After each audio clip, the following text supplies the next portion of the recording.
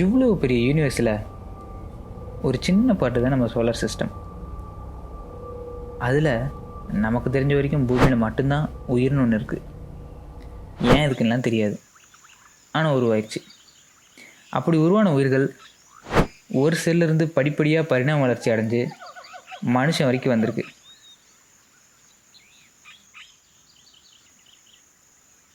இதில் மனுஷன் மட்டும் ஒரு படி மேலே போய் ஏன் எதுக்கு அப்படின்னு சிந்திக்க ஆரம்பிச்சிட்டான்.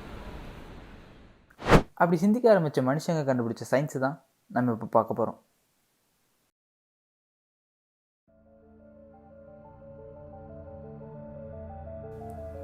எல்லா உயிருமே ஒரே ஒரு செல்லிருந்து ஆரம்பிக்குது.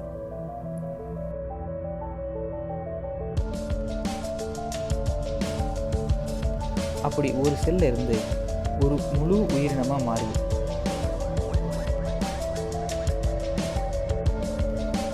உதாரணத்துக்கு ஒரு மீன் முட்டைக்குள்ளே எப்படி வளருது அப்படின்றத பாருங்க.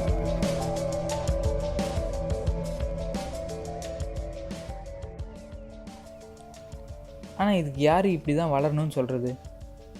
இதுக்கு யார் கண்ணுனா இவ்வளோ சைஸ் தான் இருக்கணும், காதுனா இவ்வளோ சைஸ் தான் இருக்கணும், முதுகெலும்புனா இப்படி தான் இருக்கணும், அதில் இவ்வளோ எலும்பு தான் இருக்கணும் அப்படின்னு முடிவு பண்ணுறது யார்?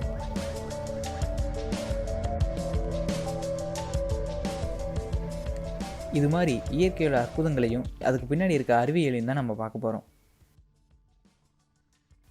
நான் Naveen Krishna. Like and subscribe the channel.